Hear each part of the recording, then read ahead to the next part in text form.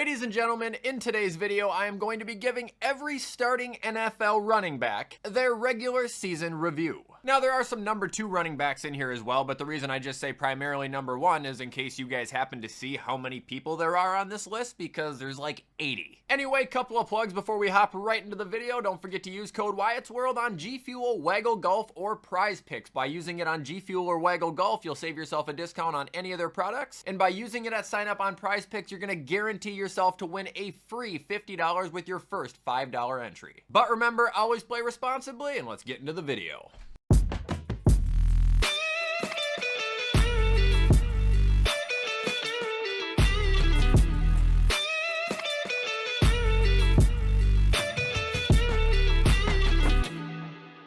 Okay, folks, so here we are at today's list. The way we're going to be doing this is pretty basic compared to the rest of my list. However, going from top to the bottom, we are going to have the running backs who were demons this year. Under that, we'll have the running backs who were above average. In the middle, we're going to have the running backs who were decent. Under that, we're going to have the running backs who were not ideal. And bottoming out the list, we're going to have the running backs who were ass. Sound good? Sweet. So starting off, we are going to have Braylon Allen from the Jets, and I'm not going to lie, I don't think he's very ideal. I think he had a really nice start, then just kind of simmered out and didn't really do anything the rest of the year. At least that's what it would appear like, and that's what it seemed like every time I watched him. Fantasy football will really make people jump the gun sometimes, man. Moving on, we have Breece Hall. I still am under the impression that Breece Hall is an above average running back. However, I do think he was slightly overrated coming into the season. A lot of people, including myself, had him in like the top 10, top 5. I don't exactly agree with that anymore, but I still think he's better than most running backs in the league. Gotta remember how effective he can be when he catches. Now moving on, we have Travis Etienne. Ass. And he very much is ass. He's not a good running back. I'm not gonna take any more victory laps on this topic, but like literally go watch the tape. Like he's not good, he's not efficient. Now we got Tony Pollard. Decent, 1,000 yards, 4 yards a carry, 5 rushing touchdowns, like 40 receptions. He had some pathetic games, but he also had some pretty decent ones. Now moving on, we have James Cook. I'm gonna say above average. Does anybody else remember after like week 4 or 5 when that random story came out about him having turf toe? And then there was people legitimately freaking out saying like that he was gonna be hurt and that he was gonna be really bad if he kept playing. Dropped 1,000 yards and 16 touchdowns off of nearly 5 yards a carry. If he has turf toe, I'm very curious to see what he would have looked like at 100%. Now moving on, we have Rachaad White.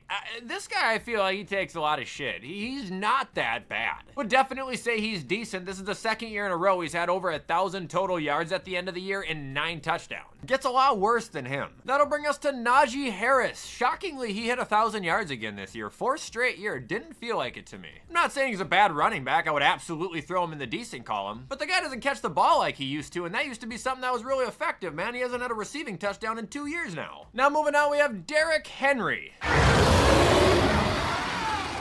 Dude, I got so much shit for having him at running back 2 going into this season. So much shit for it. Nearly 2,000 yards, almost 6 yards a carry, and 16 rushing touchdowns. I tried to tell you, he's not your normal running back. Now we've got Alexander Mattison. Ass.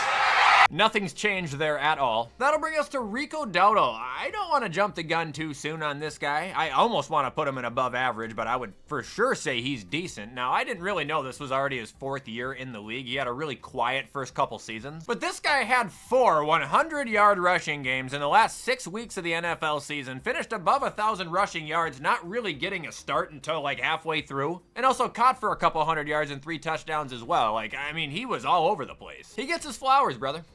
Now moving on, we have Javonte Williams. Here's 2 facts about Javonte. Number 1, he is not as cooked as I actually thought he was. But number 2, he still will never ever be what he was before his injury when he was drafted as a rookie. I'm gonna say not ideal. He's going to avoid ass. He had some really bad rushing games this year, but he did catch the ball over 50 times. And that'll bring us to Audric Estime, I guess. I feel like the guy hasn't played enough. He only has like 70-some carries, and he literally does not catch the ball. I'm gonna say not ideal, and not because I think he's bad, but because I just don't know about him at all, and I'm not that impressed. Now we've got Bijan Robinson. He's a menace to society, brother. Ran for 1,400 yards in 14 touchdowns, caught for a couple hundred yards in a touchdown, and also won me a fantasy league. He is the damn king. Now we've got CMC. This guy owes a lot of people a lot of money. You know how many people picked him #1 overall thinking he was gonna have just a normal season, and he ended up not even scoring a touchdown and only playing in like 4 games? That's terrible. Now moving on, we have Kyron Williams. Oh gosh, this is tough. What the hell?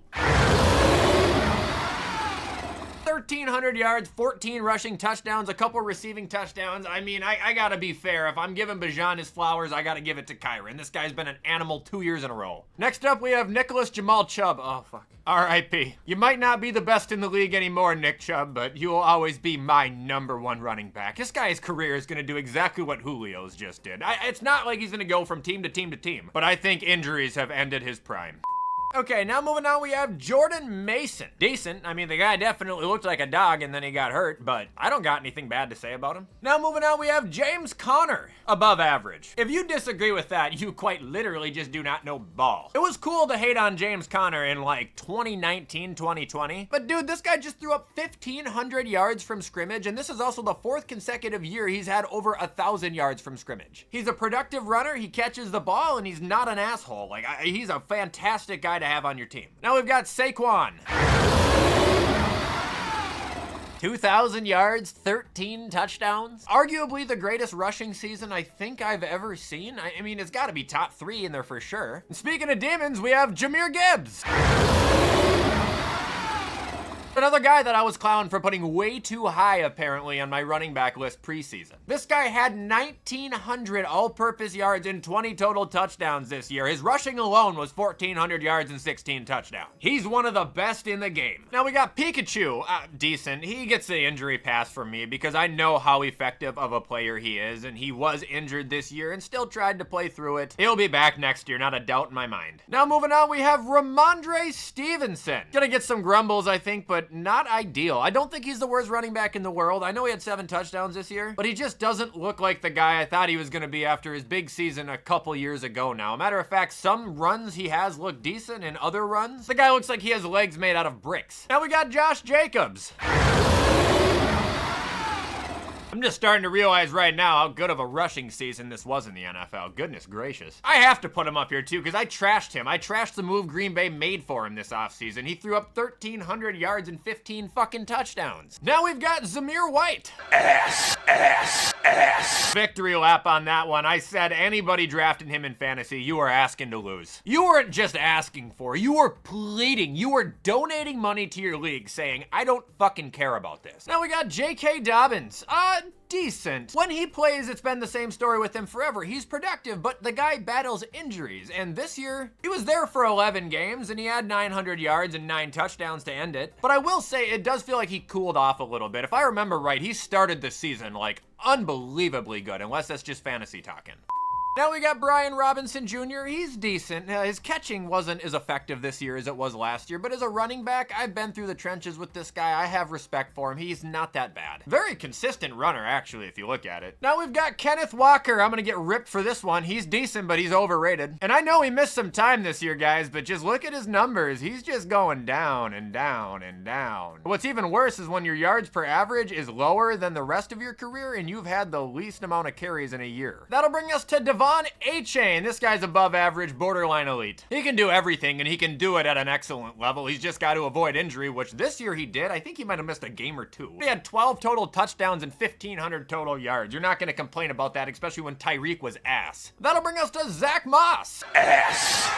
Another guy I tried to warn people on for fantasy. Don't do it, I said. Some of you still did it. Chase Brown. He's a decent-ass running back, dude. He actually also had 4 touchdowns on top of his already productive rushing year. He's kind of a complete package deal. That'll bring us to Joe the Show Mixo. Gotta give him the flowers here. He's above average, man. He's still going over 1,000 yards and 10 touchdowns in a year, and it's his 8th season, and he's a running back. Usually running backs are pretty fried by then, so you gotta give him something. Now we've got Jonathan Taylor.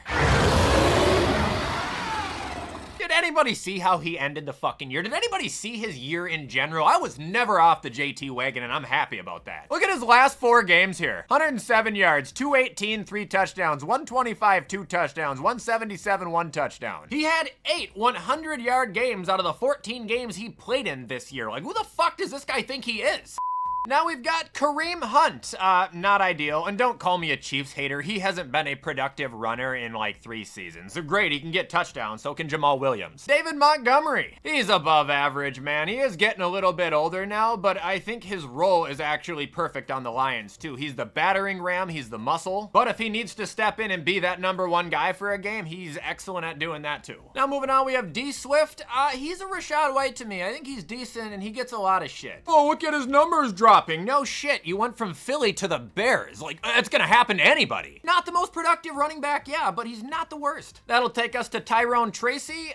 Decent for now. He has a chance to be really good. Over 1,000 yards from scrimmage, 6 total touchdowns on a disaster of an offense, flopping quarterbacks every other week, it felt like. Now we've got Alvin Kamara. This is another guy you gotta give flowers to, man. Above average. 8 seasons he has been in the league. In 8 seasons, he has had 1,000 or more yards from scrimmage. He is not in his prime, but he is damn sure still an effective runner. And he's never been the guy to go out and get 1,000 yards. He never has been, literally. He's been a package running back, and he's always done well at it. Now we've got Bucky Irving. Above average. I love him. He is the new Nicholas Jamal Chubb to me. 1,100 rushing yards, 8 rushing touchdowns, over 5 yards a carry. Also caught for over 300 yards. Also took a part in winning me my fantasy championship. He is an animal, I tell you, an animal! Up next, we have Austin Eckler. He's decent. He got what he wanted this year. He went to a team where he had a little bit lesser of a role, and he performed well in it. 300 yards and 4 touchdowns, but he was productive. Now moving on, we have Chuba Hubbard. Chuba Hubbard, I should say. Because it wasn't him playing, it was secretly Ashton Genty in an NFL uniform on his off days. But I'll say above average, almost 1,200 yards and 10 touchdowns. I mean, that's pretty good. Chuba. Now we've got Aaron Jones. Still gets an above average, man. What if I told you this season he had the second most yards from scrimmage he's had in his entire career? Be even more crazy if I told you he was only 12 yards shy of tying his previous record. Another guy out of his prime, but he is still cooking, dude. And ending, we have Jerome Ford. Seems like a decent running back. He only started 6 games this year. Didn't really have that many carries, but over 5 yards a carry when he did. And that is gonna do it, ladies and gentlemen, for me giving every starting running back their regular season review.